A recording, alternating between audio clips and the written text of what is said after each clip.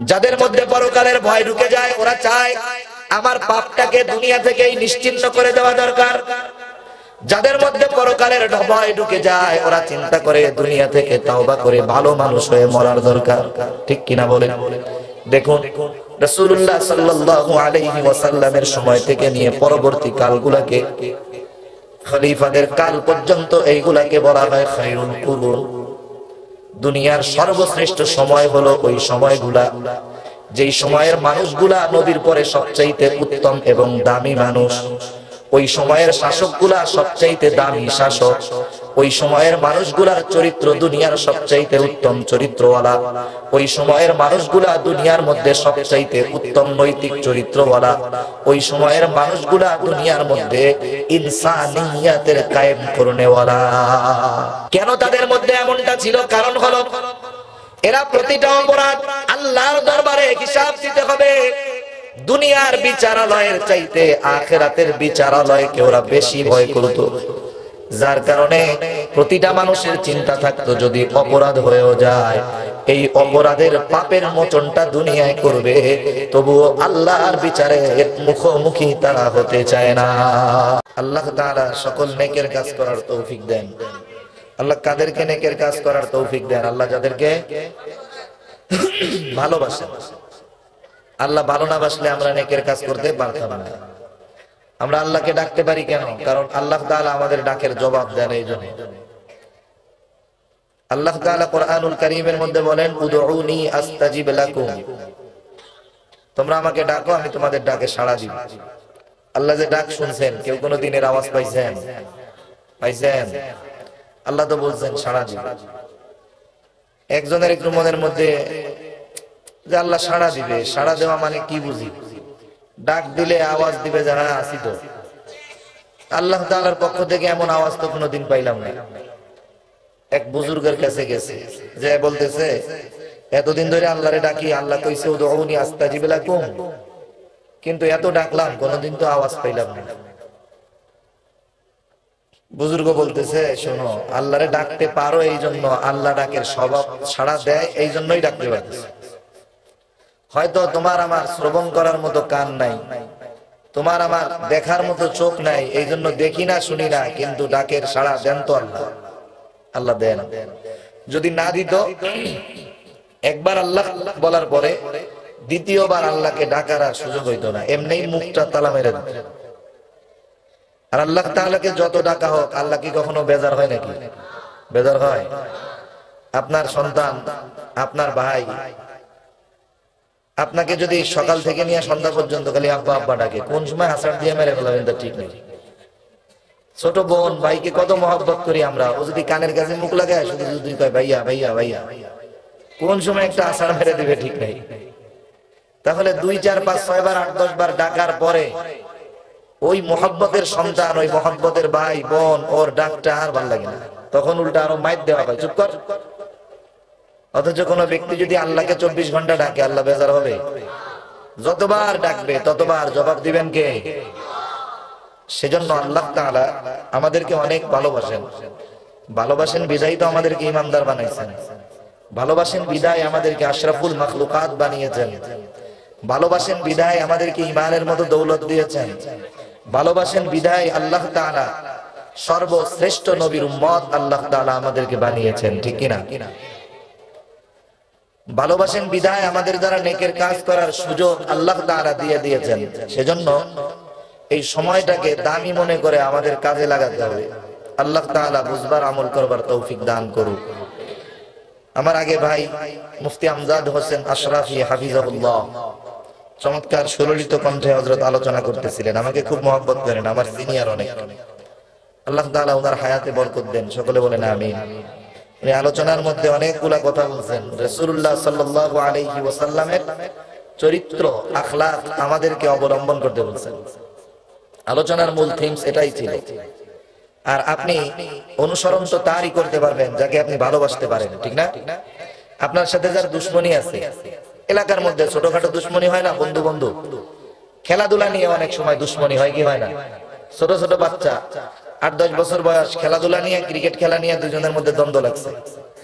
দেখবেন ও যদি দেখে ওর ওই যার সাথে মারামারি লাগছে ও আজকে নীল রঙের একটা শার্ট পরছে, ও নীল রঙের শার্টটা পরবে না। দেখে যে একই রকম টুপি হয়ে গেছে, ও টুপি খুলে নামাজ পড়তে যাবে, ওর মতো টুপি পরবে না। ও চায় যে আমার যার সাথে দ্বন্দ্ব, ওর কোনো কিছুর সাথে আমার কোনো কিছু মিলবে না। সামান্য বিষয়টা কত গুরুত্ব সহকারে দেখে বাদ দিয়ে দেয়। এখন বলেন তো, যারা আমাদের দুশমন, বেঈমান, কাফের, মুনাফিক, তাদের সাথে আমাদের কোনো বিষয়ে মিল থাকতে পারে? তাহলে তাদের সাথে আমাদের আচরণ হবে বিপরীতমুখী। তারা যেটা করবে তার মধ্যে আমরা নাই। আর তারা তো অধিকাংশ ক্ষেত্রে খারাপ কাজ করে, যেগুলা চরিত্রকে উন্নত করে না, বরং চরিত্রকে নষ্ট করে দেয়। ঠিক কিনা বলেন? আর উন্নত চরিত্র কার? রাসূলুল্লাহ সাল্লাল্লাহু আলাইহি ওয়াসাল্লামের চরিত্র। আল্লাহ তাআলা আমার আপনার নবীর চরিত্রের ব্যাপারে বলেন, ওয়া ইন্নাকা লাআলা খুলুকিন আযীম।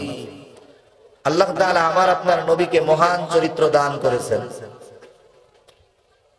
আয়েশা সিদ্দিকা রাদিয়াল্লাহু তাআলা আনহার কাছে মানুষেরা এসে জিজ্ঞাসা করতো, আয়েশা, আপনি আমাদেরকে একটু আল্লাহর নবীর চরিত্রের ব্যাপারে বলেন, ওনার আখলাকের ব্যাপারে বলেন। আয়েশা সিদ্দিকা রাদিয়াল্লাহু তাআলা আনহা বলতেন, তোমরা কি কোরআন পড়ো নাই? হ্যাঁ পড়ছি।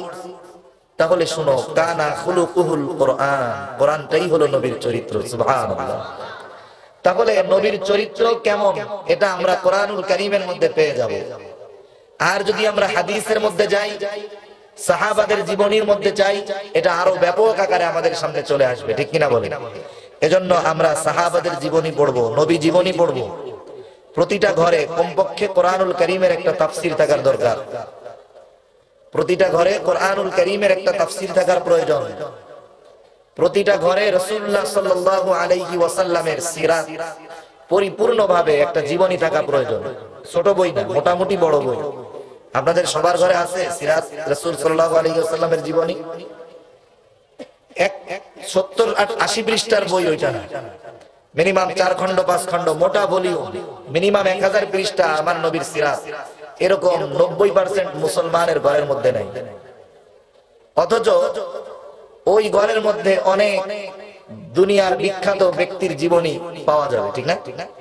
কিন্তু ওনার শোকেসে, ওনার বইয়ের তাকের মধ্যে আল্লাহর রাসূলের একটা জীবনী নাই। আফসোস। অথচ আমার আপনার রোল মডেল যিনি হওয়ার কথা ছিলেন, আমি যাকে অনুপ্রেরণা মেনে সামনে যার আদর্শ নিয়ে আগাবো, তার সম্পর্কে আমি যদি না জানি, তাইলে কেমন করে আমি তার আদর্শ গ্রহণ করব? মানুষ তো ওই জিনিসটাই মানতে আগ্রহী হয় যেটা সে জানতে পারে। ঠিক কিনা বলেন? আমরা যতই ওয়াজ করি, আল্লাহর রাসূলের আদর্শ ধরতে হবে। আপনারা যদি সেই রাসূলের আদর্শ কেমন ছিল এটা জানার ব্যাপারে আগ্রহী না হন, এই ওয়াজ শুনবেন আর যাবেন, শুনবেন আর যাবেন। এজন্য আমাদেরকে এই বিষয়ে দৃঢ় প্রতিজ্ঞাবদ্ধ হতে হবে। ওয়াদা আমি করাই না, আমার অভ্যাস না। কারণ ওয়াদা এই জায়গা থেকে কইলে ওই জায়গা থেকে খেলাফ করে। গালি গালি মুনাফিকের একটা আলামত ঢুকাই দেওয়া লাগবে। আমি আপনার বিবেকের কাছে ছেড়ে দিলাম, আল্লাহর নবীর একটা জীবনী, একটা সিরাতের কিতাব কিনতে, ভালো একটা কিতাব যদি কেনেন, আর রহিকুল মাখতুম 1 খণ্ড 400-500 টাকা লাগতে পারে। এর যে আরেকটু ভালো হয়, সম্ভবত ইদ্রিস কান্দলবী রহমাতুল্লাহি আলাইহি একটা লিখছেন রাসূল সাল্লাল্লাহু আলাইহি ওয়াসাল্লামের জীবনী নিয়ে, 3 খণ্ডের, নালি 1000 টাকাই লাগবে না হলে। কিন্তু এই কিতাবগুলো আপনি বারবার পড়লে আপনি বুঝতে পারবেন রাসূলুল্লাহ সাল্লাল্লাহু আলাইহি ওয়াসাল্লামের শৈশব কেমন ছিল, তার কৈশোর কেমন ছিল, তার যৌবন কেমন ছিল, তার প্রৌঢ়ত্ব কেমন ছিল, তিনি স্বামী হিসাবে কেমন ছিলেন, তিনি যুবক হিসাবে কেমন ছিলেন, তিনি শাসক হিসাবে কেমন ছিলেন, তিনি বাবা হিসাবে কেমন ছিলেন, তিনি সঙ্গী হিসাবে কেমন ছিলেন, তিনি মানুষ হিসাবে কেমন ছিলেন, সব জানা যাবে কি যাবে না? একদিনের ওয়াজে আল্লাহর নবীর জীবনী বলে শেষ করা যাবে? পৃথিবীতে 2টা গ্রন্থের এত ব্যাপক সমাদৃত এবং এত লেখক এগুলা লেখছেন, তবুও কেউ তৃপ্ত হতে পারেন না। 1 নম্বর কোরআনুল কারীমের তাফসীর, কেউ 1 খণ্ডে লিখছেন, মনে হয় এটাই যথেষ্ট। কেউ 50 খণ্ডে লেখা রাখছেন, এই বিশাল ভলিউম, মনে হয় এর চাইতে আরো বেশি লেখা যাইত। আরেকটা হলো আমার আপনার নবীর জীবনী, কত লেখক লিখছে, আপনি পড়বেন আর এর মধ্যে নতুনত্ব পাবেন, স্বাদ পাবেন। সেজন্য আমরা রাসূলুল্লাহ সাল্লাল্লাহু আলাইহি ওয়াসাল্লামের জীবনী কিনবো, কেনা যাবে না? কেন বললাম? কারণ কি? কারণ এই যে ভাষা দিবস উপলক্ষে অনেক জায়গায়, আন্তর্জাতিক মাতৃভাষা দিবস উপলক্ষে অনেক জায়গায় বই মেলা হইতেছে, হয় না? বই মেলা হয়। আমরা এই বই মেলার মধ্যে গিয়ে এই সব বই পাওয়া যায়, কিনবো, না হয় লাইব্রেরি থেকে আমরা কিনবো। আল্লাহর নবীর সিরাত আমরা পাঠ করব, তাহলে নবীর চরিত্র সম্পর্কে যখন আমাদের ধারণা হবে, তখন আল্লাহর নবীর চরিত্র মানা, ওই অনুযায়ী আল্লাহর নবীর চরিত্র গ্রহণ করা আমাদের জন্য সহজ হবে। ঠিক কিনা বলেন? আল্লাহ তাআলা তৌফিক দিন। সম্মানিত সুধী, আমি আপনাদের সামনে পবিত্র কোরআনুল কারীমের 107 নম্বর সূরা, সূরাটার নাম হলো সূরা মাউন। এই সূরাটা আমি আপনাদের খেদমতে তিলাওয়াত করেছি। এই সূরার মধ্যে আল্লাহ তাআলা দুই শ্রেণীর মানুষের আলোচনা করেছেন। কয় শ্রেণী? জোরে বলেন। দুই শ্রেণীর মানুষের, দুই শ্রেণীর মানুষের আলোচনা আল্লাহ তাআলা করেছেন। তাদের মধ্যে কি স্বভাব, এই স্বভাবগুলা আল্লাহ তাআলা জানিয়েছেন। এক শ্রেণীর মানুষ তারা হলো কাফের, তারা কি বলেন? আর এক শ্রেণীর মানুষ তারা হলো মুনাফিক। এই মুনাফিকদের কয়েকটা ত্রুটি এবং কাফেরদের কয়েকটা ত্রুটি, দোষের কথা আল্লাহ তাআলা এখানে বয়ান করেছেন। এক নাম্বার, এর থেকে আমাদের শিক্ষণীয় বিষয় কি? আল্লাহ তাআলা যেই কাজগুলা খারাপ বলছেন আমরা সেগুলা ত্যাগ করব। যেই দোষগুলা এই সূরার মধ্যে আল্লাহ তাআলা উল্লেখ করেছেন সেগুলো আমরা কি করব? ত্যাগ করব। এই সূরার মধ্যে আল্লাহ সুবহানাহু ওয়া তাআলা সর্বপ্রথম কাফেরদের মাত্র দুইটা ত্রুটির কথা উল্লেখ করেছেন। কয়টা ত্রুটি? মুফাসসিরিনে কেরাম বলেন এই দুইটা ত্রুটির দ্বারা একটা মানুষের অবস্থা নির্ণয় করা সম্ভব, যে এই মানুষগুলোর মানবতা, নৈতিকতা, মনুষ্যত্ব কেমন হতে পারে। আবার মুনাফিকদের দুই তিনটা ত্রুটির কথা আল্লাহ তাআলা উল্লেখ করেছেন। এই দুই তিনটা ত্রুটির মাধ্যমেই বোঝা যায় মুনাফিকরা কত নিচু এবং কত হীন মনসম্পন্ন হতে পারে। আমরা শুনতে রাজি আছি। প্রতিটা সূরা বা আয়াত নাজিল হওয়ার পেছনে কোনো না কোনো কারণ থাকে। এই সূরাটাও নাজিল হওয়ার পেছনে কারণ আছে।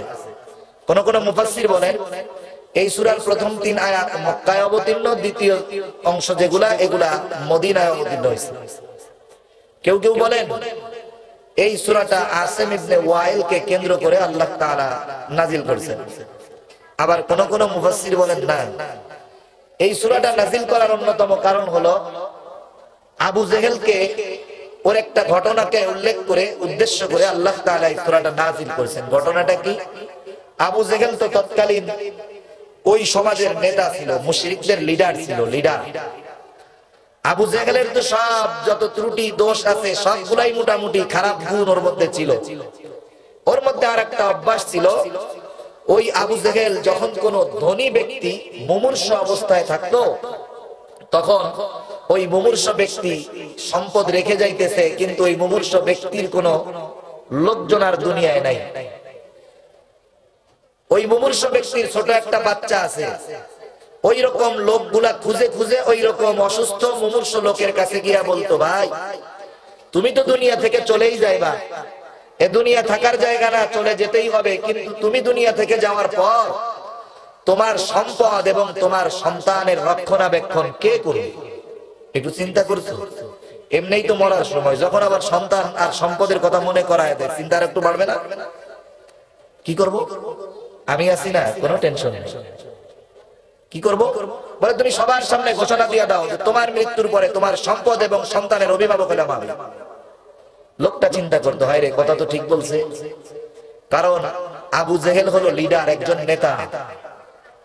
ওর অধীনে যদি আমার সন্তান থাকে, আমার সম্পদগুলা থাকে, এগুলা হেফাজতে থাকবে, কেউ এগুলার দিকে নজর দিতে সাহস করবে না। সন্তান এবং সম্পদের নিরাপত্তার কথা চিন্তা করে ওই মুমূর্ষ ব্যক্তি আবু জেহেলের অভিভাবক বানায় দিত। লোকটা তো মরে গেছে। এরপরে যখন ওই ইয়াতিম সন্তান, ওর তো কেউ নাই, সম্পদ আবু জেহেলের কবজায়, যখন ওই বাচ্চা কোনো প্রয়োজনে আবু জেহেলের কাছে যাইত, আবু জেহেল তার সম্পদ দিত না, গ্রাস করে ফেলত। এইরকম একদিন একটা ইয়াতিম ছেলে রাস্তায় কান্না করতেছে। রাসূলুল্লাহ সাল্লাল্লাহু আলাইহি ওয়াসাল্লাম দেখলেন ছোট বাচ্চা কান্না করতেছে। আমার আপনার নবী হলেন রাহমাতুল লিল আলামিন। কি বলেন? রাহমাতুল লিল আলামিন। আলামিন বহু বচন, আলামিন কি বচন? বহু বচন। আলম এক বচন। আমার আপনার নবী শুধু যে এই পৃথিবীবাসীর জন্য রহমত তা না, আমার আপনার নবী গোটা জাহানের জন্য রহমত। সুবহানাল্লাহ। আল্লাহ তাআলা আকাশ সৃষ্টি করেছে কয়টা? 7টা। এর মানে দুনিয়া পৃথিবীর মতো গ্রহ একটা দুইটা না, অগণিত। বিজ্ঞান তো বলে মিলিয়ন বিলিয়ন ট্রিলিয়ন ট্রিলিয়ন, অগণিত অগণিত গ্রহ। সব কিছুর জন্য আমার আপনার নবী হলেন রহমত, আর আমার আপনার নবী আমার আপনার জন্য সবচাইতে বড় রহমত, ঠিক কিনা? ইয়াতিম, আমার আপনার নবীও তো ইয়াতিম ছিলেন, উনি ইয়াতিমের অবস্থা বুঝেন। যে জিজ্ঞাসা করলেন কি ব্যাপার, তুমি কান্না করতেছো কেন? ও বলছে যে এই ঘটনা, আবু জেহেলের কাছে গেছি, আমার ঘাট ধাক্কা দিয়া বাইরে দিয়েছে। আহা, মায়া লাগছে ইয়াতিমের জন্য। আবু জেহেলের কাছে আমার আপনার নবী গেছেন, যে আবু জেহেলকে বলতেছেন তুমি ওর সম্পদ দিয়ে দাও। আল্লাহর নবী তো মক্কায়, কাফেরদের প্রভাব সেখানে বেশি। নবী তাকে পরকালের ভয় দেখালেন, আখিরাতের ভয়। আল্লাহকে ভয় করো, পরকালে হিসাব দিতে হবে। কিছু মানুষ আছে না, আপনি যখন ওকে পরকালের ভয় দেখাবেন, ও তখন বলবে যা যা হবে পরকালে হবে। আছে না এরকম? এক চিটিংবাজ একজনের কাছ থেকে টাকা নিচ্ছে, টাকা নেওয়ার পরে যার কাছ থেকে নিছে সে হলো ক্ষমতা কম, যে নিছে এর ক্ষমতা হলো বেশি। টাকা চাইতে যায়, তাই না এখন দিতে পারবো না, পরে নেব, পরে দিব, যা পরে নিস। এরকম আছে না, লেনদেন করে লোকজন, আছে না এরকম? বারবার যাওয়ার পরে যখন টাকাটা দেয় না, ও আশাহত হয়ে গেছে। এইবার যে টাকা পাবে পাওনাদার, ওর তো ক্ষমতা কম, ওরে কয় দুনিয়ায় তো পাইলাম না, আখিরাতে আদায় করে সামনে। এবার যেটা নিছে ও কয় তাহলে আরো কিছু দিয়া যায়। বুঝেন নাই কথা? ও কি বলে, বলে আরো কিছু দিয়া যায়, আখিরাতে একবারে নিস। তার মানে কি, ওর পরকাল সম্পর্কে ভয় নাই। আবু জেহেল যখন বলছে, আবু জেহেল পরকাল অস্বীকার করছে, দেয় নাই, আল্লাহর নবী অন্তরে কষ্ট পাইছেন। নবী আমার ফিরে আসতেছেন। রাসূলুল্লাহ সাল্লাল্লাহু আলাইহি ওয়াসাল্লামকে সান্ত্বনা দিলেন আল্লাহ তাআলা। যখন ফিরে আসতেছেন তখন আল্লাহ তাআলা এই সূরাটা নাযিল করেছেন। সুবহানাল্লাহ। আল্লাহ তাআলা এবার আমার আপনার নবীকে বলতেছেন, আরাআইতাল্লাযী ইউকাযযিবু বিদ্দীন। আল্লাহ রাব্বুল আলামিন আমার আপনার নবীকে উদ্দেশ্য করে বলতেছেন, আরাআইতাল্লাযী ইউকাযযিবু বিদ্দীন। আপনি কি তাকে দেখেন না? তাফসীরের মধ্যে মুফাসসিরিন কেরাম বলেন, আরাআইতা এটা একটা ব্যাপক অর্থবোধক শব্দ হিসাবে এখানে ব্যবহৃত হয়েছে। আরাআইতা, আপনি কি তাকে দেখেন না, আপনি কি তাকে চিনেন না, আপনি কি তার ব্যাপারে জানেন না, আপনি কি তাকে বুঝেন না। তার মানে আরাআইতা দ্বারা শুধু চোখের দেখা উদ্দেশ্য নয়, আরাআইতা দ্বারা আল্লাহ রাব্বুল আলামিন এখানে অন্তরের দেখা বোঝা সব কিছু উদ্দেশ্য নিয়েছেন। যেমন কোরআনুল কারীমের মধ্যে আল্লাহ রাব্বুল আলামিন এক জায়গায় বলেন, ওয়ালাকাদ দারানা লিজাহান্নামা কাসীরাম মিনাল জিন্নি ওয়াল ইনস লাহুম কুলুবুন লা ইয়াফকাহুনা বিহা ওয়া লাহুম আ'য়ুনুন লা ইউবসিরুনা বিহা ওয়া লাহুম আযানুন লা ইয়াসমাউনা বিহা উলাইকা কাল আনআম বাল হুম আযাল উলাইকা হুমুল গাফিলুন। আল্লাহ রাব্বুল আলামিন বলেন, ওয়ালাকাদ দারানা লিজাহান্নামা কাসীরাম মিনাল জিন্নি ওয়াল ইনস। বিপুল সংখ্যক মানুষ এবং জিনের জন্য আমি জাহান্নামকে প্রস্তুত করে রাখছি। এই মানুষ এবং জিনগুলা কারা? আল্লাহ বলেন, লাহুম কুলুবুন লা ইয়াফকাহুনা বিহা। আমি আল্লাহ তাআলা যাদেরকে অন্তর দিয়েছিলাম কিন্তু অন্তর দ্বারা তারা বুঝে নাই। ওয়ালাহুম আ'য়ুনুন লা ইউবসিরুনা বিহা। আমি আল্লাহ তাদেরকে চক্ষু দিয়েছিলাম কিন্তু এই চোখ দিয়া তারা দেখে নাই। ওয়ালাহুম আযানুন লা ইয়াসমাউনা বিহা। আমি আল্লাহ তাদেরকে কান দিয়েছিলাম কিন্তু এই কান দিয়ে তারা শোনেন না, শোনে নাই। আমরা সবাই চোখে দেখি তো, জোরে বলেন, দেখি, কানে শুনি, অন্তর দিয়ে বুঝি তো। তাহলে তো আল্লাহ বললেন যাদেরকে চোখ দিয়েছিলাম তারা দেখে নাই। কোন চোখ? তার মানে শুধু দৃষ্টি দেখা এতটুকু দায়িত্ব নয়। এই চোখ যারা দেখছে কিন্তু কখনো ভালো মন্দ বিচার বিশ্লেষণ করে নাই, নির্ণয় করে নাই। কান দিয়া শুনছে কিন্তু কোনটা মন্দ কোনটা ভালো এটা সে নির্ণয় করে শুনে নাই। অন্তর দিয়েছিলাম ভালো মন্দ বুঝতে পারবে কিন্তু খালি যেটার মধ্যে লাভ আছে আর নগদ আছে এইটা বুঝছে, আসলটা বুঝে নাই। এই সমস্ত মানুষ এবং জিনদের জন্য আল্লাহ তৈরি রাখছেন জাহান্নাম। এজন্য আল্লাহ তাআলাও বলেন, আরাআইতাল্লাযী ইউকাযযিবু বিদ্দীন, আপনি কি ওই লোকটাকে দেখেন না? আপনি কি তাকে চিনেন না? আপনি কি তাকে জানেন না? তার ব্যাপারে কি আপনি বোঝেন না? কোন লোকটা? আল্লাহ বলেন আল্লাযী ইউকাযযিবু বিদ্দীন, যেই লোকটা কিয়ামত তথা বিচার দিবসকে অস্বীকার করে। এই লোকটা বিচার দিবসকে অস্বীকার করে, পরকালকে অস্বীকার করে। বলেন তো পরকালকে যে অস্বীকার করে সে কি? সে হলো কাফের। সে কি? আওয়াজ দিয়া কোন? সে হলো কাফের। বিশ্বাস করা এটা ঈমানের অন্যতম স্তম্ভ। আমাদের মুমিনের সূরাতে অনেক কাফের পরকাল অস্বীকার করে, আছে না নাই?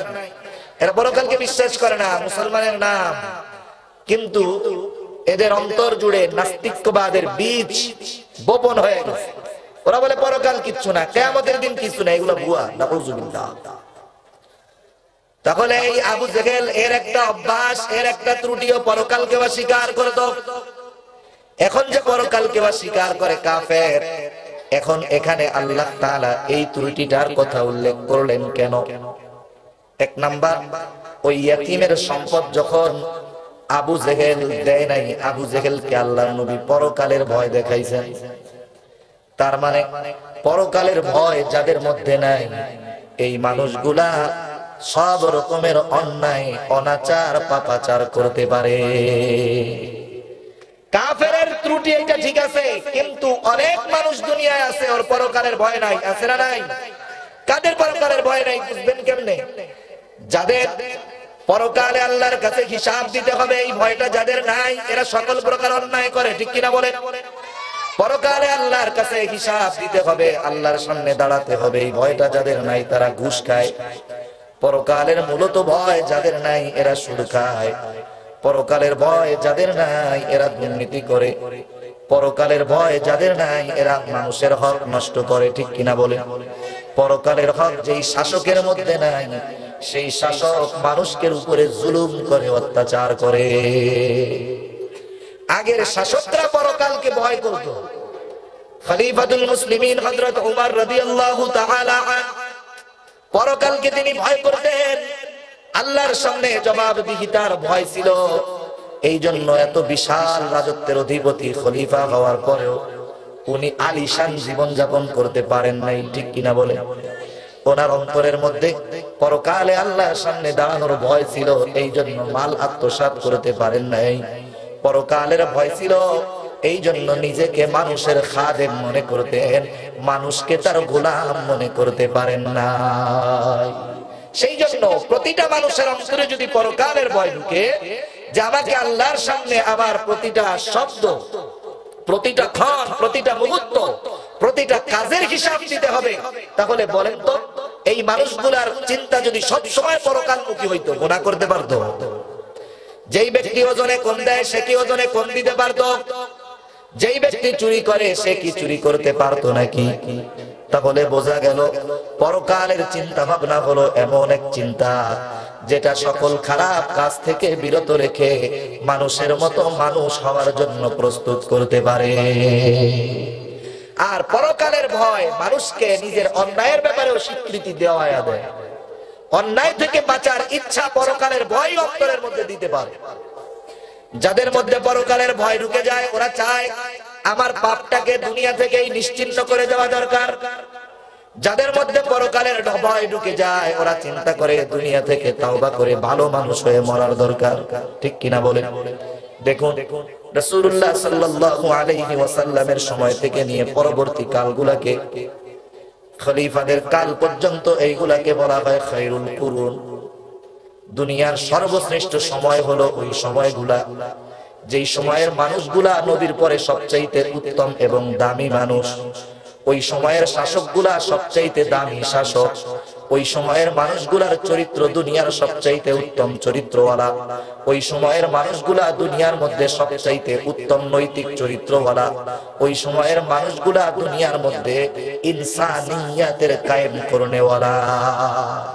সর্বোচ্চ মানবতা তখন দুনিয়ার মধ্যে ছিল, ওর আগেও ছিল না, ওর পরেও আর নেই। কেন তাদের মধ্যে এমনটা ছিল? কারণ হলো এরা প্রতিটা অপরাধ আল্লাহর দরবারে হিসাব দিতে হবে। দুনিয়ার বিচারালয়ের চাইতে আখিরাতের বিচারালয়কে ওরা বেশি ভয় করত। যার কারণে প্রতিটা মানুষের চিন্তা থাকতো যদি অপরাধ হয়েও যায়, এই অপরাধের পাপের মোচনটা দুনিয়ায় করবে, তবুও আল্লাহর বিচারে মুখোমুখি তারা হতে চায় না। এই চিন্তা তাদের ছিল। এই কারণে গুনাহ হওয়ার সাথে সাথেই পরকালের ভয়ে এই গুনাহ থেকে কেমনে মুক্তি পাওয়া যায় এই চিন্তা তাদের মধ্যে কাজ করতো। ঠিক কিনা বলেন? একজন সাহাবীর নাম ছিল মায়াজ ইবনে মালিক। মায়াজ ইবনে মালিক, আপনারা তো আজকে অনেক যুবক ভাই আছেন, আপনাদেরকে আমি কিছু বই পড়ার জন্য পরামর্শ দিব।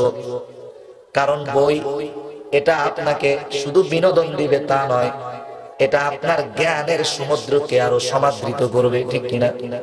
আজকে বই থেকে আমরা দূরে, ফেসবুক থেকে খুব কাছে, ইউটিউব অনেক কাছে, কিন্তু বই অনেক দূরে। সেই জন্য আপনাকে মেধাবী হতে হবে। আপনারা তো ফেসবুক পড়েন, ফেসবুকে দেখেন যে ফেসবুকের জনক সে কিন্তু তার পরিবারের কাউকে ফেসবুক ইউজ করতে দেয় না। এর মানে কি বুঝলেন? এটা যুব সমাজকে ধ্বংস করার জন্য দিছে, কোনো কল্যাণের জন্য নয়। ঠিক কিনা? ওই যে বিল গেটস কত টাকার মালিক, আলিশান ভাবে সে চলে না। এর দ্বারা কি বুঝলেন? এর দ্বারা আমাদের শিক্ষণীয় বিষয় হলো ওরা কেন এই জিনিসগুলো ব্যবহার করে না। না করার কারণ এর মধ্যে ক্ষতি আছে, লাভ নাই। ওদের তো লাভ আছে, টাকা পয়সা না, কিন্তু আমি আপনি অর্থের ক্ষতি করতেছি। গভীর রাত পর্যন্ত মোবাইল টিপতেছি, স্বাস্থ্যের ক্ষতি করতেছি। গভীর রাত পর্যন্ত মোবাইলের রশ্মিগুলো আমার চোখের মধ্যে ঢুকতেছে, আমার ব্রেনের সমস্যা হইতেছে, মাথা ব্যথা বাড়তেছে, ঘুম কমতেছে, শারীরিক দুর্বলতা বাড়তেছে। আস্তে আস্তে আমি একজন রুগ্ন মানুষ হওয়ার দিকে চলে যাচ্ছি। আর একটা জাতি, এই জাতির যুব সম্প্রদায়কে যদি অকেজো বানায় দেওয়া যায়, ও জাতির আর মেরুদণ্ড থাকে না, ওইটা মেরুদণ্ডবিহীন হয়ে যায়। ঠিক কিনা বলেন? এটা সরান এখান থেকে, এটার ধোঁয়া গানে গেলে সমস্যা। এই কয়েলও ব্যবহার করবে না, এগুলোর ভিতরে যতটুকু রাসায়নিক দেওয়ার কথা এর চাইতে বেশি দেওয়া আছে। নিয়ম ছিল মশা চলে যাবে, এর কামড় খেয়ে মশা মরে। আর কিছু আছে মশা এমন প্রাণ, মরেও না, ওর কাছে যায় গ্রাম নাই। ঠিক না? এগুলা ক্ষতিকর। যাই হোক, আমরা বইকে সঙ্গী বানাবো। বই, একটা বই আছে বাংলায় আপনি পাবেন, মুসলমানদের পতনে বিশ্ব কি হারালো। এই বইটা আপনি অনেক জায়গায় পাবেন। এই বইটা পড়বেন, দেখবেন মুসলমানরা ক্ষমতায় আসার কারণে বিশ্ব কি পেয়েছে। আর মুসলমান এরা যখন শাসক নাই, এদের পতন হয়েছে, ক্ষমতা চলে গেছে, বিশ্ব কি হারাইছে। পড়লে শুধু এতটুকু বুঝবেন, মুসলমানরা যখন ক্ষমতায় আসছে এর মাধ্যমে দুনিয়া সব উন্নতির সব কিছু পেয়েছে, আর এদের ক্ষমতা চুক্তির মাধ্যমে দুনিয়া সব কিছু হারায় ফেলছে। একটা মানুষের ক্যারেক্টার যদি লস হয়ে যায়, ইংরেজিতে একটা প্রবাদ আছে না, ইংরেজিতে, money is lost, nothing is lost, health is lost, something is lost, but character is lost, everything is lost. মুসলমানদের পতনে সবচেয়ে বেশি ক্ষতিগ্রস্ত হয়েছে মানুষের নৈতিকতা, চরিত্র, মানবতা। ঠিক কিনা বলেন? যে পৃথিবীর মধ্যে এগুলা নাই, টাকা আছে, গাড়ি বাড়ি বিলাসিতা আছে, কিন্তু নৈতিকতা, চরিত্র, ভালোবাসা, মানবতা নাই, ও দুনিয়া বসবাসের অযোগ্য। ঠিক কিনা বলেন? তাহলে মুসলমানদের ক্ষমতার মাধ্যমে মানুষ বসবাস করার মতো একটা পৃথিবী পেয়েছে, আর মুসলমানদের পতনের মাধ্যমে মানুষ অযোগ্য একটা পৃথিবীর মধ্যে বসবাস করতেছে। ঠিক কিনা? সেজন্য যারা মুসলমান ছিলেন তৎকালীন সময়ের ওদের জবাবদিহিতার ভয় ছিল। মুসলমান শাসকেরা সর্বদা চিন্তা করতেন এই যে সম্পদ, এটা হলো মানুষের সম্পদ, আল্লাহর কাছে হিসাব দিতে হবে, সেজন্য খরচ করতেন না। মানুষগুলাও পাপ হয়ে গেলে চিন্তা করতে হয়, রে আমি দুনিয়ায় পাপটা করেছি, হয়তো লুকায় রাখতে পারবো, কিন্তু আল্লাহর সামনে পরকালের ময়দানে আমার পাপটা লুকায় রাখার আর কোনো উপায় নাই। এই চিন্তাধারা ওই স্বর্ণ যুগের মানুষের মধ্যে ছিল। এদের মধ্যে একজন মানুষ, এই মায়াজ ইবনে মালিক রাদিয়াল্লাহু তাআলা, ওনার একজন আনসারী লোকের দাসীর সাথে সম্পর্ক হয়ে গেছে, অ্যাফেয়ার, প্রেমের সম্পর্ক হয়ে গেছে। একটা সময় দুইজনে নির্জনে অবস্থান করতে করতে একটা সময় তাদের সম্পর্ক জিনার দিকে ধাবিত হয়ে গেছে। কারণ রাসূলুল্লাহ সাল্লাল্লাহু আলাইহি ওয়াসাল্লাম বলেন, যেখানে একটা বেগানা নারী পুরুষ দুইজন থাকে, তৃতীয় পক্ষ হিসাবে সেখানে মিস্টার ইবলিস উপস্থিত হয়ে যায়। এখন বলতে পারেন হুজুর শুধু যদি দুইজন এক জায়গায় থাকি তাইলে তো আসে, আমরা তো ফোনে কথা কই। বেটা তোমাদের এই নেটওয়ার্কটাই সেটিং করে রাখছে শয়তান, তোমাদের ওইখানে কাজটা ঘটাই দিচ্ছে শয়তান। আর যদি সশরীরে উপস্থিত থাকে, শয়তান তার সর্বোচ্চ চেষ্টা করে কেমন করে এই নির্জনে এই দুইজনের মধ্যে জিনা ঘটায়া দেওয়া যায়। মায়াজ ইবনে মালিক ওই মহিলার সাথে সম্পর্ক হয়ে গেছে, সম্পর্ক গভীরের দিকে গেছে।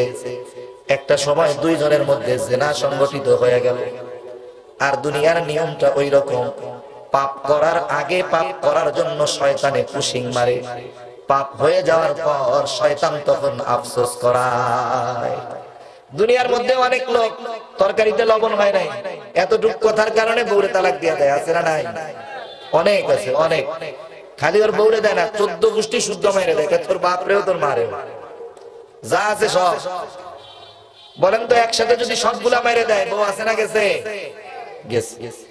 এই যে তাকে অ্যাগ্রেসিভ মনোভাব করাইলো সামান্য একটা বিষয় নিয়ে, আক্রমণাত্মক অ্যাটিটিউড, এটা সৃষ্টি করেছে শয়তান। কে সৃষ্টি করছে?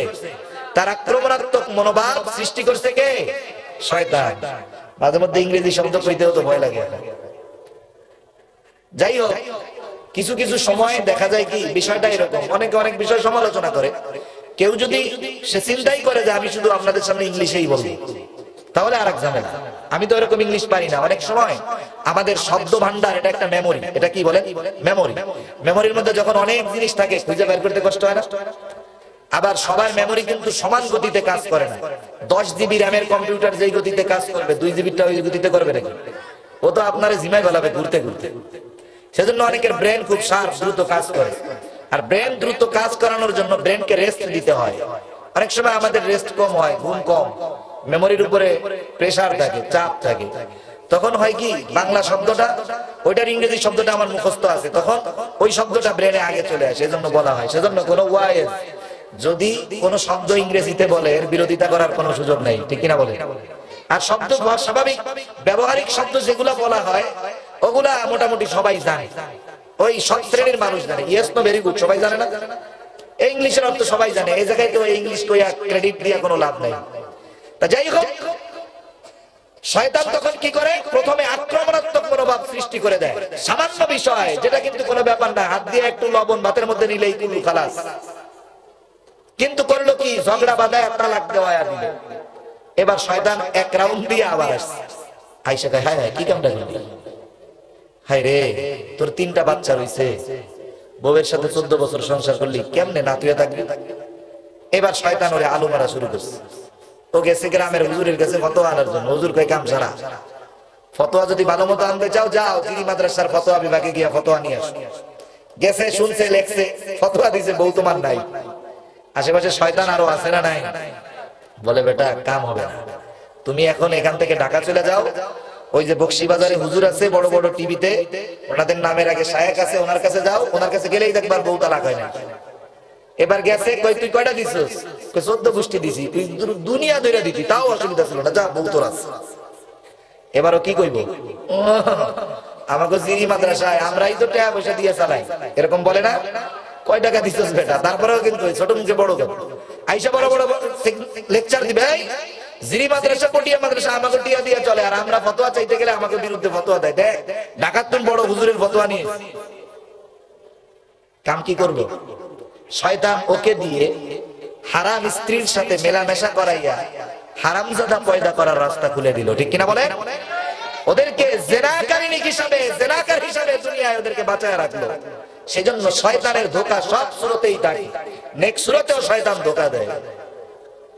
সেজন্য ভাই আমার, যে কথা বলতে চাই, কখনো বেগানা নারী পুরুষ একসাথে হওয়া যাবে না। যাবে? কোন নারীর সাথে অগোচরে কথা বলা যাবে না। যে বেগানা তার সাথে ফোনেও কথা বলা যাবে না, এটাও এক ধরনের ফিতনা। আস্তে আস্তে তার আওয়াজ আপনাকে নিকটবর্তী করে দিবে, গোনার কাছাকাছি নিয়ে যাবে। এটা হলো শয়তানের প্রথম পদক্ষেপ।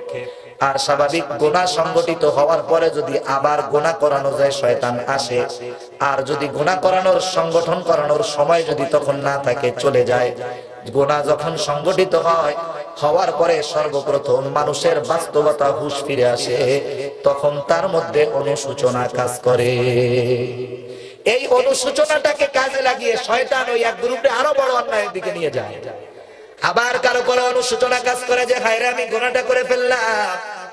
একটা মানুষকে অনিচ্ছায় শুধু শুধু কেন তাকে গালি দিলাম, হায়রে কাজটা ঠিক হয় নাই, তার কাছে গিয়ে মাপ চাই। তখন শয়তান বলে না, যা করছস করে ফেলছস, যাওয়ার দরকার নাই। কিন্তু তখন উচিত তার কাছে যদি মাপ চাওয়ার সুযোগ থাকে মাপ চাওয়া, ঠিক কিনা বলেন? আর যদি সুযোগ না থাকে তার জন্য কিছু সদকা করে দেওয়া। কারণ রাসূলুল্লাহ সাল্লাল্লাহু আলাইহি ওয়াসাল্লাম বলেন, কিয়ামতের ময়দানে দুনিয়ায় কেউ যদি কারোর সাথে খারাপ আচরণ করে থাকে, নেক দিয়া এটার বদলা নেওয়া হবে। খারাপ আচরণ কিয়ামতে খারাপ আচরণ করা হবে এমন না, খারাপ আচরণটা শোধ করতে হবে নেকি দিয়া। এজন্য যখন কেউ এরকম করলো তার জন্য যদি সদকা করে, 2, 4 টা 5 টাকা সদকা করলো, আশা করা যায় তার নেকের ভান্ডার থেকে নেকি দিতে হবে না। যে কথার থেকে গেলাম যে শয়তান যখন গুনাহ সংগঠিত হয়ে যায় চলে যাওয়ার পরে মেজাজটা মেন্টালিটি তখন ঠান্ডা হয়। এইবার মায়াজ ইবনে মালিক গুনাহ সংগঠিত হয়ে গেছে, শয়তান চলে গেছে, কারণ এই পর্যন্ত ছিল শয়তানের মিশন।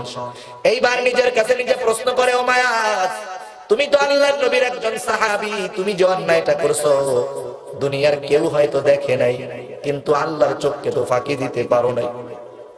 দুনিয়ার মানুষ যদি তোমার এই অপকর্মের খবর না জানে তোমাকে তো শাস্তি দিবে না, কিন্তু পরকালে তুমি তো মুক্তি পাবে না। ও মায়াজ, তুমি তাওবা করো। রাসূলুল্লাহ সাল্লাল্লাহু আলাইহি ওয়াসাল্লামের সময় কি গণতন্ত্র ছিল নাকি? জোরে বলেন। গণতন্ত্র ছিল, রাজতন্ত্র ছিল, সমাজতন্ত্র ছিল, তখন ছিল কোরআন তন্ত্র। কি তন্ত্র? আল্লাহর নবীর বিচার হবে কোরআন দিয়ে। তাহলে গুনাহ যেমন তাওবার সিস্টেমটাও কিন্তু তেমন। আল্লাহর নবীর কাছে মায়াজ চলে গেছে, পরকালের ভয়। এত বড় গুনাহ করছে, জানে যে এই অপরাধের শাস্তি হবে তার মৃত্যুদণ্ড। বিবাহিত পুরুষ, জীবন চলে যাবে, কিন্তু জীবন চলে যায় যাক, দুনিয়ায় মারা গেলাম, তবুও পরকালে আল্লাহর সামনে অপরাধী হয়ে দাঁড়াতে হবে না। পরকালের চিন্তা, জীবন চলে যাবে এমন শাস্তি নেওয়ার জন্য চলে গেছে আল্লাহর নবীর কাছে। রাসূলুল্লাহ সাল্লাল্লাহু আলাইহি ওয়াসাল্লামের কাছে গিয়ে বলে, ইয়া রাসূলুল্লাহ, আমি জিনা করেছি, আমাকে পবিত্র করে দেন। আল্লাহর নবীর এক পাশে বৈশা এই কথা যখন নবীকে বলছে, চেহারা ঘুরায় বলছে, যাও আল্লাহর কাছে মাফ চাও, মাফ করে দিবে। এবার এই পাশে আসছে, বলে, ইয়া রাসূলুল্লাহ, জিনা করেছি, আমাকে আপনি তওবা করায় দেন, পবিত্র করে দেন। আল্লাহর নবী চেহারা ঘুরায় বলে, যাও আল্লাহর কাছে মাফ চাও, মাফ করে দিবে। 2-3 বার বলার পর মায়াজ ইবনে মালিক চলে গেল। আল্লাহর নবী বলছে, আল্লাহর কাছে মাফ চাও, মাফ করে দিবে। কিন্তু কিছু দূর যাওয়ার পরে নিজের কাছে নিজে আবার প্রশ্ন করতেছে, মায়াজ, আল্লাহর নবী তার সামনে তুমি যখন বলছো জিনা করেছি, তিনি তো বললেন যাও আল্লাহর কাছে ক্ষমা চাও, আল্লাহ মাফ করে দিবে। কিন্তু জিনা তো অঙ্গ প্রত্যঙ্গেরও হয়, চোখেরও জিনা হয়, হাতেরও জিনা হয়। তুমি কি নবীরে খুইলা বলছো কেমন জিনা তুমি করেছো? এইবার যাইয়া আবার বলতেছে, ইয়া রাসূলুল্লাহ, আমি জিনা করেছি, আমাকে পবিত্র করে দেন। 4 বার বলার পর নবী আমার বলে, ও মায়াজ, তুমি কি বলতে চাও? মায়াজ এবার বলে, ইয়া রাসূলুল্লাহ, আমি জিনা করেছি, যেমন ভাবে স্বামী স্ত্রী মিলিত হয়, আমি ওই কাজটা অবৈধভাবে করেছি। একজন লোক সবার সামনে তার পাপের কথা স্বীকার করতেছে, শাস্তি তার পেতেই হবে। আল্লাহর নবী সবাইকে জিজ্ঞাসা করে, এই মায়াজ এটা কি পাগল নাকি? সবাই বলে, না ইয়া রাসূলুল্লাহ, সে তো পাগল নয়। কই দেখো তো মদ খাইছে নাকি? মুখের মধ্যে চেক করে দেখে, না, মদের কোনো গন্ধ নাই। লোকটা সুস্থ, লোকটা পাগলও নয়, মাতালও নয়। এখন তার সাক্ষী তার জবান থেকে নেওয়া হয়ে গেছে, সুস্থ মানুষ।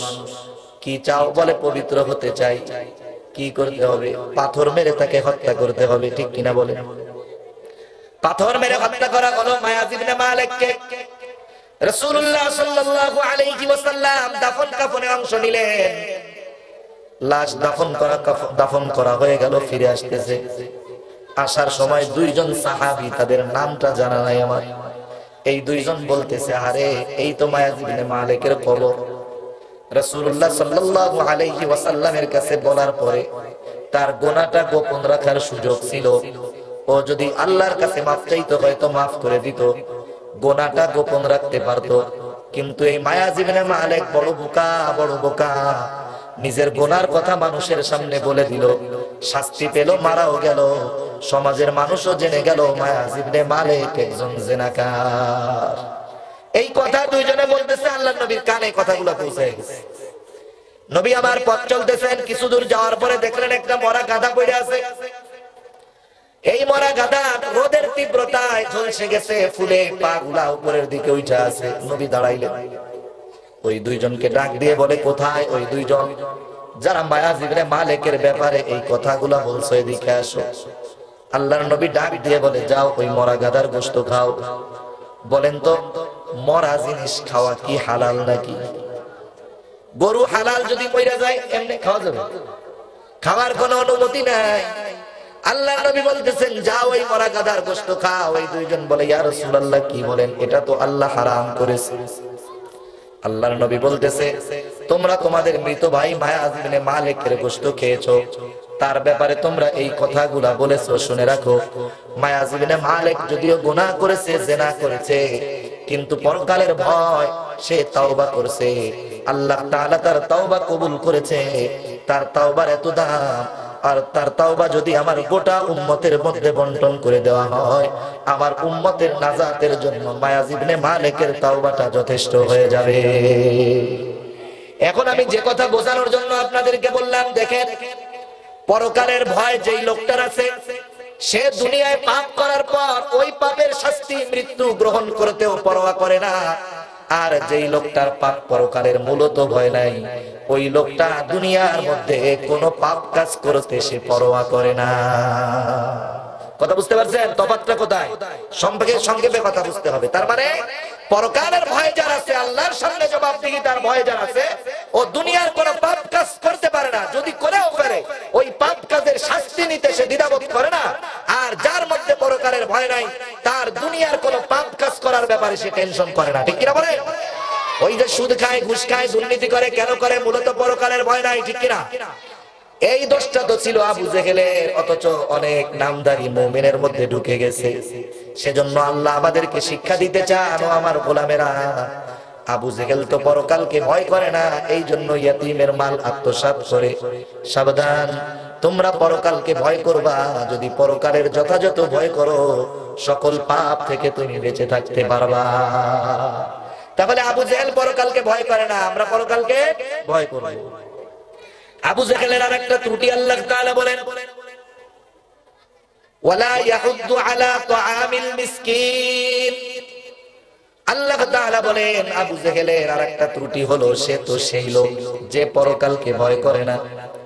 সে ইয়াতীম মিসকিনদেরকে খানা দেয় না, অপরকে খানা দিতে উৎসাহ দেয় না, অনুৎসাহিত করে, বরং ইয়াতীমের মাল আরো ভক্ষণ করে। ঠিক কিনা বলে? তার মানে আল্লাহ তাআলা ইয়াতীমের এই কথাটা কেন আনলেন? কারণ একটা লোক যে একজন ছোট নিঃস্ব ইয়াতীমের মাল আত্মসাৎ করতে পারে, সে কতটা নিকৃষ্ট মানুষ, এটা আমাদের চিন্তা করার দরকার।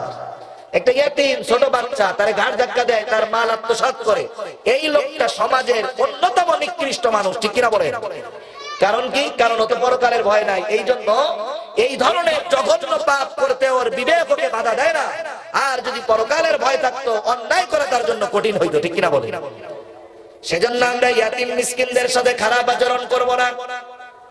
কারণ কোরআনুল কারীমের মধ্যে সূরাতুল ফজর, এই সূরার মধ্যে আল্লাহ তাআলা মুমিনের সফলতা বিফলতা চারটি কারণে হয়ে থাকে।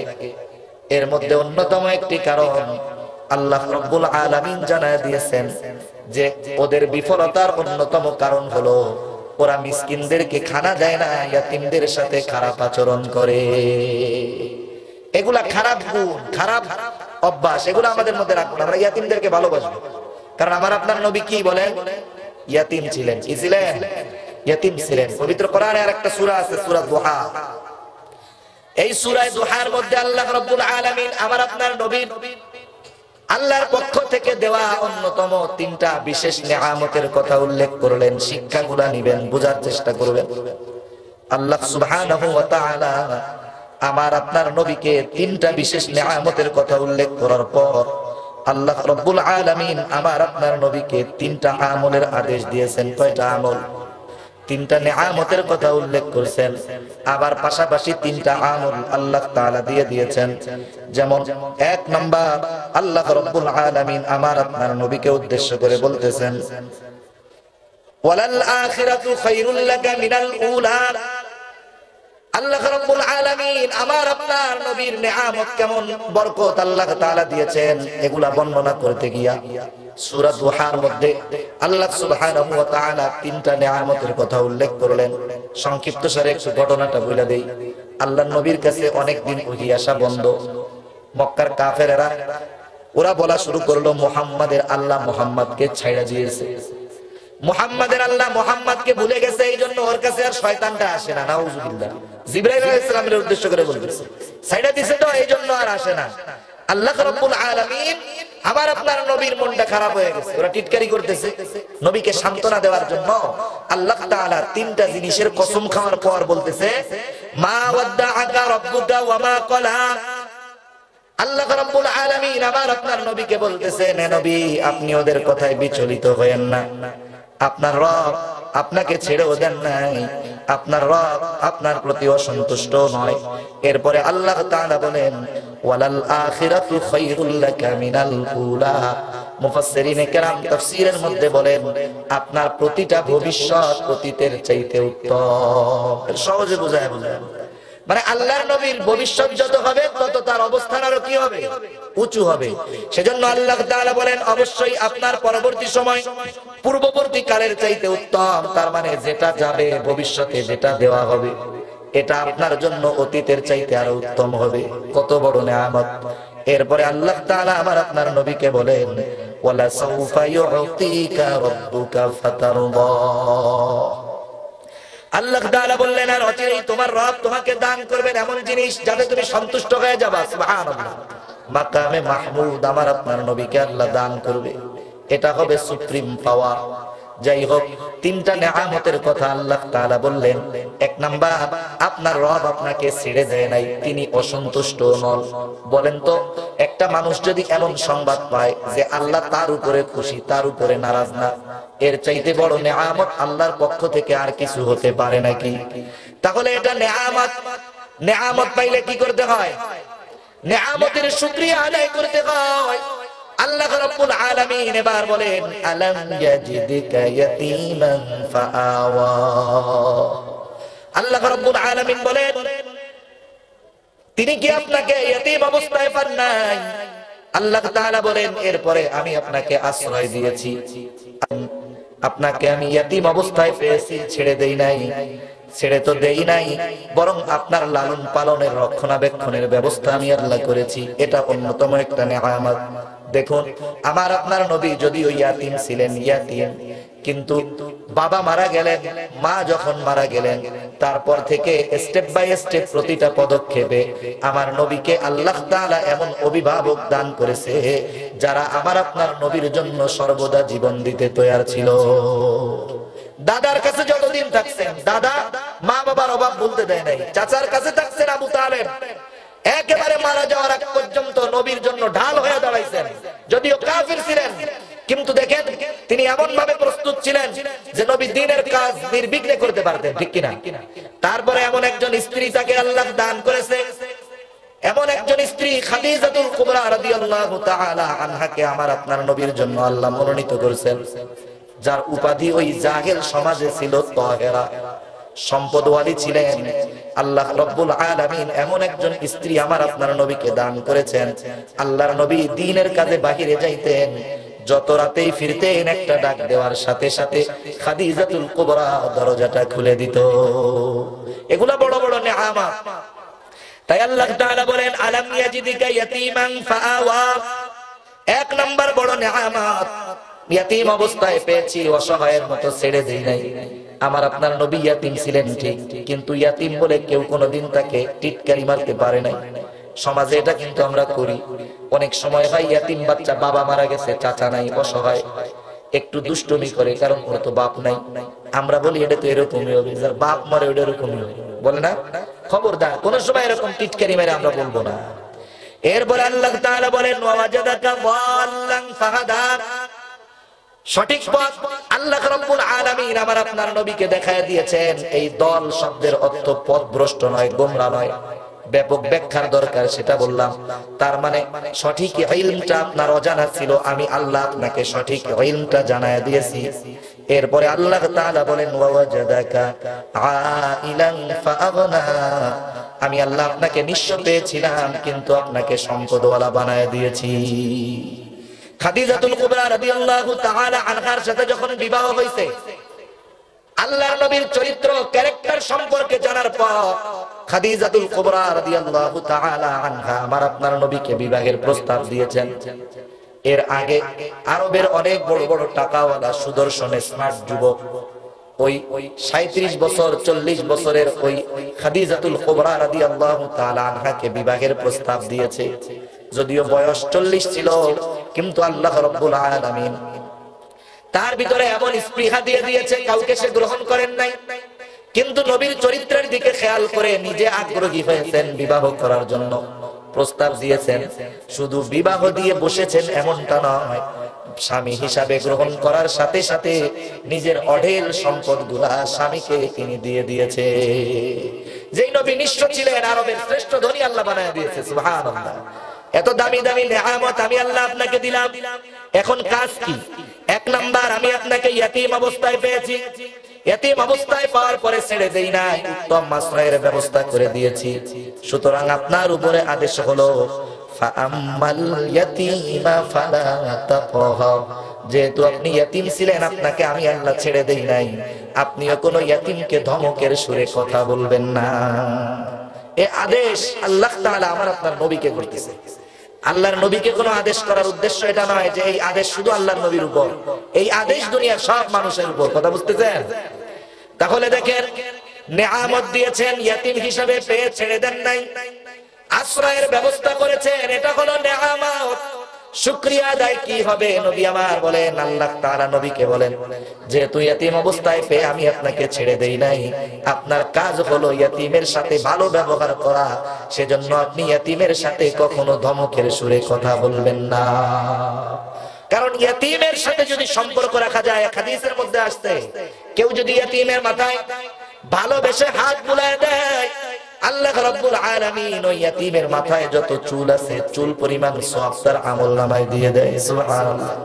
একদিন একটা লোক আল্লাহর নবীর কাছে আসছে, আসার পরে বলতেছে, ইয়া রাসূলুল্লাহ, আমার দিলটা বড় কঠোর, আমার হৃদয়ের মধ্যে ভালোবাসার অভাব। আল্লাহর নবী বলেন, তুমি যদি তোমার দিলকে নরম বানাতে চাও, দিলের মধ্যে যদি রহম আনতে চাও, ভালোবাসা আনতে চাও, একটা কাজ করো, দুইটা কাজ করো। এক নাম্বার, তুমি মানুষকে খানা খাওয়াও এবং ইয়াতীমের মাথায় বেশি বেশি হাত বুলায় দাও, তাহলে তোমার দিলটা আল্লাহ তাআলা নরম বানায় দিবে। একজন সাহাবী সে আয়েশা বলে যে আমার দিল শক্ত। আর আমাদের দিলের অবস্থা কি? আমাদের দিলের অবস্থা, আমরা তো সামান্য বিষয় নিয়ে একজনের মেরে ফেলাইতে দ্বিধাবোধ করি না, ঠিক না?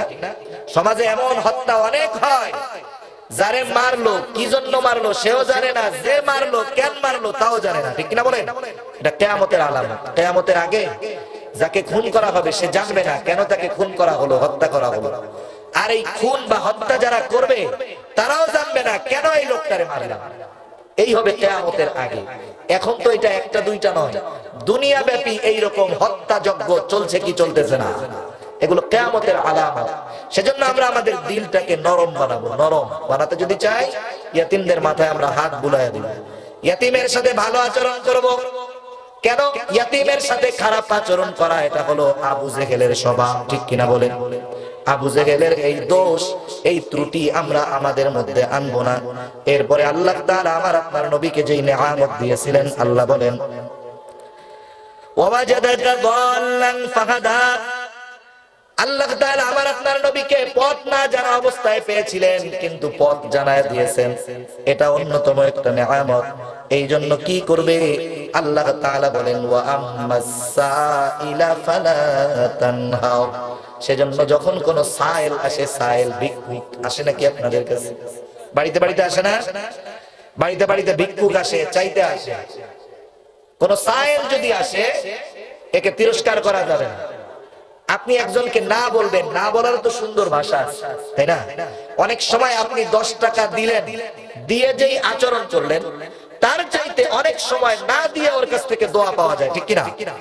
আপনি 10 টাকার নোট দিয়ে বললেন তোফাজ্জল সাহেব 10 টাকা, ও টাকাটা ঠিকই নিবে, কিন্তু ওর হৃদয়ের মধ্যে আঘাত লেগে যাবে। ভাই রে, আল্লাহ তোমাকে দিয়েছে এই জন্য তোমার কাছে আসি, নাইলে তো আসতাম না। আল্লাহ যদি আমাকে অ্যাবিলিটি দিত আমিও তো আসতাম না, আমিও তো মানুষকে দিতাম। কিন্তু 10টা টাকা দিলা, এই 10টা টাকাকে তীর বানায় আমার বুকে বিধে লাগায় দিলা, কিন্তু টাকা নাই, দেওয়ার মতো অবস্থা নাই। আপনি যদি তারে বলেন বাইরে আমার তো মন চাইতেছে তোমাকে দিতে, কিন্তু দেওয়ার মতো কিছু নাই, অনুরোধ থাকলো এলাকায় আসলে আবার আসবা, ঠিক আছে? ও দেখবেন সুন্দর একটা হাসি দিয়ে আপনার কাছ থেকে যাবে, ঠিক কিনা? এই যে আপনার কথার কারণে সে হাসলো, না দিয়া আপনি তাকে সন্তুষ্ট করতে পারলেন, কিন্তু দিয়া আপনি তাকে অসন্তুষ্ট করলেন। এই জন্য যখন কোন সাইল আমার আপনার কাছে আসে, দিতে না পারলেও কখনো তাকে তিরস্কার করব না। নবীর মাধ্যমে আমাকে আপনাকে আল্লাহ তাআলা শিক্ষা দিচ্ছেন। এরপরে 3 নম্বর নিয়ামত আল্লাহ তাআলার তরফ থেকে, যে আল্লাহ তাআলা আপনাকে নিঃস্ব পেয়েছেন, এরপরে আপনার জন্য টাকার ব্যবস্থা করে দিয়েছেন, সম্পদের ব্যবস্থা করে দিয়েছে আল্লাহ রাব্বুল আলামিন। সেই জন্য জানায় দিলেন ওয়া আম্মা বিনিআমাতি রাব্বিকা ফাহাদ্দিস, আপনি আপনার রবের এই অনুগ্রহগুলোর সম্পর্কে বেশি বেশি আল্লাহ তাআলার কাছে প্রার্থনা করেন। যেরকম নিজের অক্ষমতা আল্লাহর কাছে বলা, আল্লাহ আমার তো ক্ষমতা ছিল না টাকা, আমার তো ক্ষমতা ছিল না সুস্থ থাকার, আপনি সুস্থ রাখছেন। এরকম যে নিয়ামতগুলো আল্লাহ দিবেন, এগুলা উল্লেখ করে করে আল্লাহ তাআলার কাছে দোয়া করার দরকার। এগুলা শিক্ষা দিবেন কে? সেজন্য যে কথা বলতেছিলাম, আবু জেহেলের অভ্যাস কি? আবু জেহেলের আরেকটা অভ্যাস, ওয়ালা ইয়াহুদ্দু আলা তুআমিল মিসকিন, সে মিসকিনদেরকে খানা দেয় না, খানা দিতেও অনুৎসাহিত করে, তাও কাউকে উৎসাহ দেয় না। অনেক ক্ষেত্রে আমাদের মধ্যে অনেক মানুষ আছে, ওর কাছে যখন কোন মিসকিন গরিব অসহায় এসে টাকা চায় বা খাইতে যায়, তখন কি করে? ও নিজে তো দেয় না, আর একজনকে কয় দিস না, এটা দিয়ে লাভ কি? বলে কি বলে না? এটা আবু জাহেলের স্বভাব। এই স্বভাব মুমিনের মধ্যে আসতে পারে না, ঠিক কিনা বলেন? তাহলে দুইটা স্বভাবের কথা আল্লাহ বর্ণনা করে বুঝায় দিলেন। যেই লোকগুলার মধ্যে পরকালের ভয় নাই, আর যেই লোকগুলা নিঃস্ব গরিব ইয়াতিম মিসকিনদেরকে খানা দেয় না, এই লোকগুলার মধ্যে দুনিয়ার সব খারাপ চরিত্রগুলা পাওয়া যায়। খোঁজ নিয়ে দেখবেন, ও যত টাকাওয়ালা হোক, ও যত গ্রহণযোগ্য ব্যক্তি হোক, সমাজের যত সম্মানিত ব্যক্তি হোক, এই দুইটা ত্রুটি যার মধ্যে আছে, সব খারাপই ওর মধ্যে আছে, ঠিক কিনা বলেন? এরপরে আল্লাহ তাআলা মুনাফিকদের কয়েকটা ত্রুটির কথা উল্লেখ করলেন, অল্পতে শেষ করে দিব।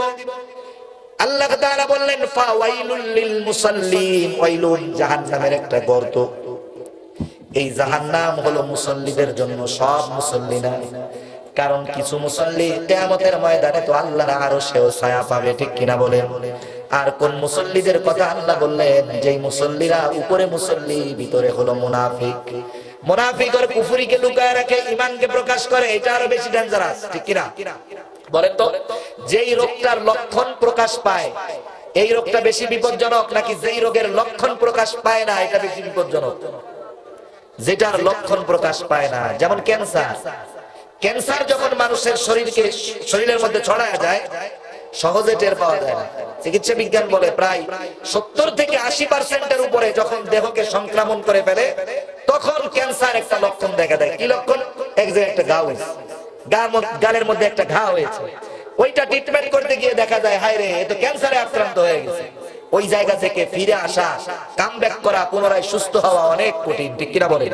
অনেক ক্যান্সার রোগী কেমো দিতে দিতে লাস্টে এমন অবস্থায় চলে যায় যে তার কাছে মনে হয় এর চেয়ে মরে গেলেই ভালো হইতো। আছে না এরকম? কেমো দেওয়ার পরে কি অবস্থা হয়? চুল থাকে না, পশম থাকে না, চেহারা কালো হয়ে যায়, আর কষ্ট হয় কত। সেই জন্য যেই রোগগুলার লক্ষণ প্রকাশ পায়, লক্ষণের আলোকে ট্রিটমেন্ট করা যায়। কিন্তু যেটার লক্ষণ প্রকাশ পায় না, সেটা কেমনে ট্রিটমেন্ট করবেন? ওটা তো ক্ষতিকারক আরো বেশি। সেই জন্য সমাজের মধ্যে কাফেরের চাইতে মুনাফিক বেশি ক্ষতি করে মুসলমানদের, ঠিক কিনা বলেন? সেই জন্য আল্লাহ তাআলা মুনাফিকদের ব্যাপারে যা বলছেন, কাফেরদের ব্যাপারে বলেন নাই। আল্লাহ তাআলা মুনাফিকদের ব্যাপারে বলেন ইন্নাল মুনাফিকিনা ফিদ দারকিল আসফালি মিনান নার ওয়া লান তাজিদা লাহুম নাসীরা। আল্লাহ রাব্বুল আলামিন বলেন নিশ্চয়ই মুনাফিকের স্থান হলো জাহান্নামের একেবারে নিম্ন স্তরে। ওয়ালান তাজিদা লাহুম নাসীরা, তাদের জন্য আপনি কোনো সাহায্যকারী পাবেন না। মুনাফিক থাকবে জাহান্নামের একেবারে নিচে। আল্লাহ তাআলা এই জায়গায় মুনাফিকদের কয়েকটা ত্রুটির কথা উল্লেখ করলেন। বলেন তো মুনাফিকের মধ্যে যেই ত্রুটি সেটা কি মুমিনের মধ্যে থাকবে? থাকবে? জোরে বলেন থাকবে? আমরা কি মুনাফিকের চরিত্র গ্রহণ করব? মুনাফিকের চরিত্র হলো ফাওয়াইলুল লিল মুসাল্লিন। আল্লাহ তাআলা বলেন জাহান্নাম, ওয়াইলুন জাহান্নাম, জাহান্নামের গর্তে ওই মুসল্লিরা থাকবে। কোন মুসল্লি? আল্লাযীনা হুম আন সালাতিহিম সাহুন, যারা তাদের নামাজ সম্পর্কে গাফেল, নামাজের ব্যাপারে খবর রাখে না, নামাজের মধ্যে ঢিলামি করে, আসরের নামাজ পড়ে গিয়া একবারে মাগরিবের সময় কারণ ছাড়া নামাজে বিলম্ব করে, আছে না নাই? এগুলা কার আলামত? কার? জোরে বলেন কার? আমার কথা বুঝতে কষ্ট হইতেছে নাকি? সিটাঙ্গা ভাষা আপনাকে হুজুররা ওয়াজ করলে তো আমরা কিছুই বুঝি না। আমার কথা তো বুঝতেছেন? তাহলে নামাজে সময় ক্ষেপণ করে, এটা মুনাফিক ওর কাজ। কোরআনুল কারীমের মধ্যে আল্লাহ তাআলা এর এই ত্রুটির কথা উল্লেখ করলেন। শুধু তাই নয়, সুযোগ পাইলে ওরা নামাজ পড়েও না, কিন্তু যাও পড়ে ঠেকায় পড়ে। মদিনার মুনাফিকরা নামাজ পড়তো কয়েকটা কারণে। কারণ ওরা জানে সাহাবারা নামাজ ত্যাগ যারা করে, নামাজ পড়ে না, এদেরকে ভাবতো কাফের। কারণ কোন মুমিন নামাজ ছাড়তে পারে না। এই জন্য যদি নামাজ না পড়ে তাহলে কুফরি প্রকাশ পেয়ে যাবে, এই ভয়ে ওরা নামাজ পড়তো। আবার যদি মুসলমানদের সাথে মিশে থাকা যায়, যুদ্ধে শরীক হইলাম, দরকার হয় পেছনে পালায় থাকবো, গনিমতের সময় আগে গিয়া বাগদুল, সম্পদেরও কিছু লাভ হবে। এই জন্য ওরা বাধ্য হইয়া নামাজ পড়তো। আরে ঢিলা ঢালা নামাজি কতগুলো আছে, নামাজে দাঁড়ায় এক ঠ্যাঙের উপরে ভর দিয়া এরকম নড়ে। নামাজে নড়াচড়া করা ইহুদিদের স্বভাব। কাদের স্বভাব? নামাজে দাঁড়াইতে হবে স্ট্যান্ড, যুবকের মতো দাঁড়াইতে হবে। উনি বাইরে কত বড় ভালো, আর নামাজে দাঁড়াইলে 2 মিনিট একটু দেরি হলে ওনার খুকানি কাশি শুরু হয়ে যাবে, মাথা ব্যথা শুরু হয়ে যাবে। এরকম হবে না। নামাজে মুসলমান দাঁড়াবে স্ট্যান্ড। আপনারা যদি প্রধানমন্ত্রীর সামনে দাঁড়া করানো হয় এরকম দাঁড়াবেন? প্রতিবন্ধীর মতো দাঁড়াবেন না, আপনি দাঁড়াবেন না, ওখানে আপনি স্ট্যান্ড থাকবেন সুন্দর। দেখেন নামাজে সুন্নাত তরিকায় যখন দাঁড়ানো হয় একবার এরকমও কেউ দাঁড়াবে না, এরকমও কেউ দাঁড়াবে না, ওর ব্যালেন্স সোজা থাকবে, মাথায় স্ট্যান্ড থাকবে, নামাজের মধ্যে দাঁড়াবে, কত সুন্দর।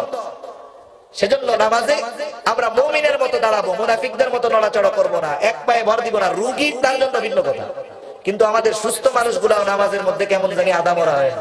বাইরে এটা ফুটবল খেলতে নেমে গেছে একটু, তুই নামাজের মধ্যে দিয়ে পুরো মরামর আছিস, এখন কেমনে বল নিয়ে দৌড়াও? সেজন্য মুনাফিক নামাজের মধ্যে নড়াচড়া করে, নামাজের মধ্যে তার অলসতা থাকে, অলসতা, ঠেকায় পড়ে নামাজ পড়তেছে, এই নামাজের মধ্যে রুহানিয়াত থাকে না, এই নামাজ আসমানে পৌঁছায় না, বরং এই রকম নামাজ নামাজির মুখের মধ্যে নিক্ষেপ করে দেওয়া হয়। সেজন্য নামাজে অলসতা করা এটা কার স্বভাব? জোরে বলেন। নামাজ পড়াও অলসতা করে মুনাফিকের স্বভাব। আর যেগুলো নামাজ পড়ে না কয় হুজুর আমার মুনাফিকের স্বভাব আসবে কোত্থেকে? আমি তো নামাজই বলি। হ্যাঁ, নামাজ না পড়া তাইলে কত বড় অন্যায়, এটা চিন্তা করতে হবে। আল্লাহ তাআলা বলেন ফাওয়াইলুল লিল মুসাল্লিন আল্লাযীনা হুম আন সালাতিহিম সাহুন আল্লাযীনা হুম ইউরাউন। মাঝে মধ্যে পড়ে, তাও পড়ে মানুষকে দেখানোর লাগা ঠেকায় পড়ছে।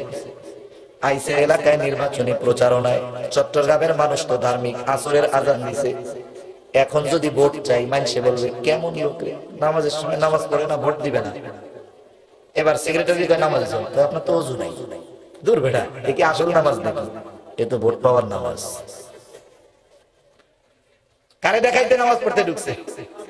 এইখান থেকে চাতুরীর থেকে সুন্দর মতো প্রচারণা কইরা এখান থেকে গেছে সোমন। এই জায়গায় আসরের নামাজ 4:30, ওই জায়গায় যায় দেখে 4:45, ওই জায়গায় ভোট চাইতে গেছে কয় নামাজের সময়। আরেকজন সেক্রেটারি কয় আবার একটু এখানে পড়লেন, দূর বেটা, এটা নির্বাচনী নামাজ, 15 পড়া যায়, চল। তাহলে এই যে নামাজ পড়লো আসল নামাজ, লোককে দেখানোর নামাজ। এর দ্বারা একটা জিনিস শিক্ষণীয়, নামাজ হলো সবচাইতে উত্তম এবং ঈমানের পরে সবচাইতে গুরুত্বপূর্ণ ইবাদত। যেহেতু এই ইবাদত দেখায় মানুষের জন্য, মানুষকে দেখানোর জন্য করে, ওটা হলো মুনাফিক। ওটা কি বলে?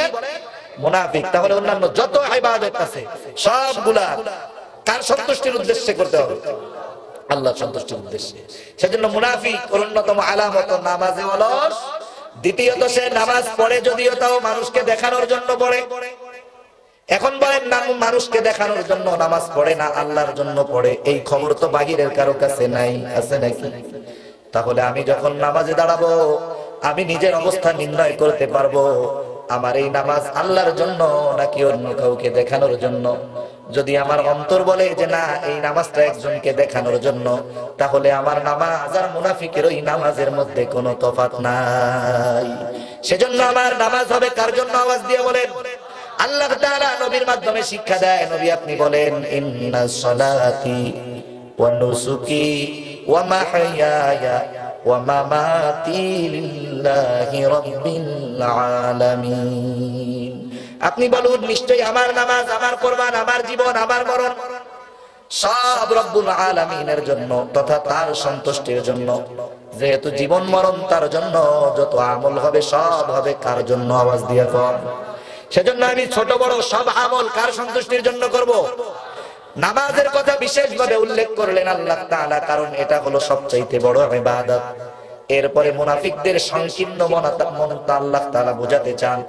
ওদের মন কত খাটো, ওরা যে কত সংকীর্ণ মনা, এটা বোঝাতে গিয়ে আল্লাহ তাআলা বলেন ওরা শুধু মানুষকে নাম দেখানোর জন্য নামাজ পড়ে তা নয়, ওয়ায়ামনাউনাল মাউন।